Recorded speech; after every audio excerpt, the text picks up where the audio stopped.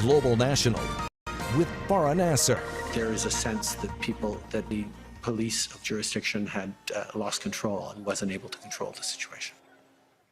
In a packed room, Prime Minister Justin Trudeau vigorously defended his government's decision to use the Emergencies Act during the so-called Freedom Convoy. After 6 weeks of dramatic testimony, he was the final and most anticipated witness to testify. Because despite the inquiry hearing from high-ranking politicians, their aides, law enforcement officials, only the Prime Minister can put his signature on the document invoking the Act, which he did for the first time in the 34-year history of the law. Good evening, and thank you for joining us. The Prime Minister was candid in describing his reason for enacting those unprecedented powers, saying it came down to a question: what if he didn't? Our chief political correspondent, David Aiken, joins us now. David, a rare moment for a sitting PM. You've covered the inquiry extensively. What was your takeaway from his testimony? Well, Farah, the Prime Minister spent more than 5 hours on the stand today. That's a remarkable amount of time. And he provided new insights into his rationale for invoking the Emergencies Act. He talked about the fears he had of escalating violence and how he personally came to justify doing what no Prime Minister had ever done. The key question, of course, why?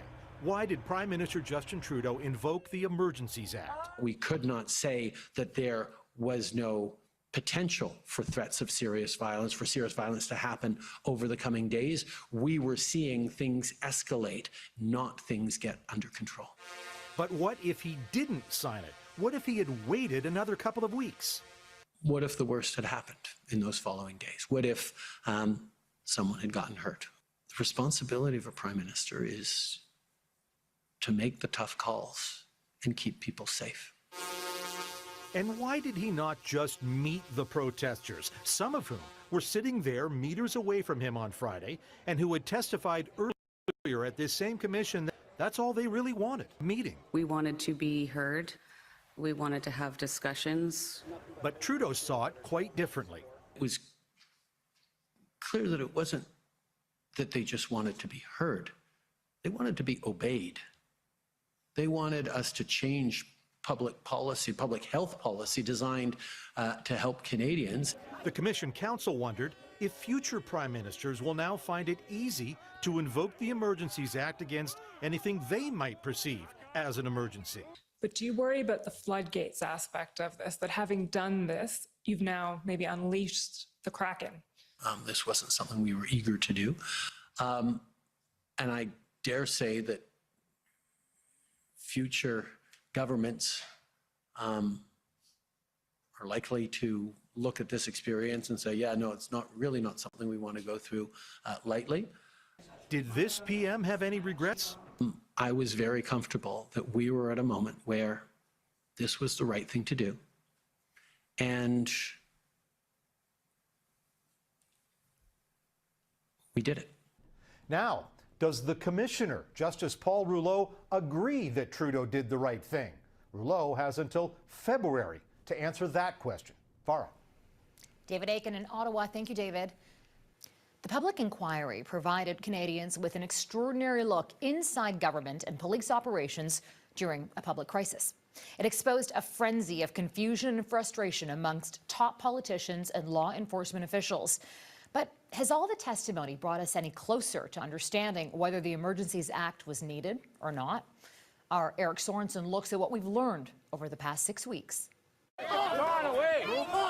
This was the moment police moved in with force, backed for the first time in Canadian history by the Emergencies Act. It ended a 3-week blockade of Parliament and set off a 6-week inquiry with one central question: were those emergency powers justified? While the noisy occupation and the misery of local residents played out in public, the inquiry revealed behind-the-scenes dysfunction between levels of government and police jurisdictions. Ottawa police were unprepared for a long standoff. At one point, the federal justice minister texted that the city's police chief was incompetent. I was quite frustrated, I will admit. There was municipal anger toward the provincial premier, Doug Ford, for not being engaged, even though provincial police were key players. It was frustrating that the province was not as responsive. Frustration that police developed a plan, but the RCMP commissioner did not present it to cabinet. and frustration that protests, especially at the border, were damaging relations with our largest trading partner. That was a dangerous moment for Canada, I felt. But were extraordinary powers restricting civil liberties across the country needed to subdue a public protest? I'm Canadian, and I have that democratic right. After 6 weeks of testimony, we still have not heard anything that would justify the invocation of the Emergencies Act, which is an extraordinary piece of legislation that allows the government to create new criminal law by executive order. But top security and intelligence officials advise that the Emergencies Act was necessary. The regular tools were just not enough to address the situation. Against the backdrop of a public crisis and the political realities at the time, Commissioner Paul Rouleau will have to consider detailed legal interpretations of the Emergencies Act, with only weeks to sum it all up. From police governance through intergovernmental relations to the content of the CSIS Act to disinformation to the genesis of the Freedom Convoy, it's going to be a very tight time frame to deal with all of that meaningfully. It's already evident that the inquiry exposed a lack of intergovernmental cooperation among police and politicians, suggesting a better coordinated response could resolve a similar crisis before the Emergencies Act is contemplated next time. Eric Sorensen, Global News. It is very unusual for a sitting prime minister to publicly take the stand like Trudeau did today. Only two others have before him, John A. Macdonald in 1873 and Paul Martin in 2005, for very different reasons. Macdonald testified at a royal commission looking into government contracts and if they were awarded in exchange for campaign financing. And you might remember, Martin was questioned in the Gomery inquiry over concerns about a misappropriation of government funds.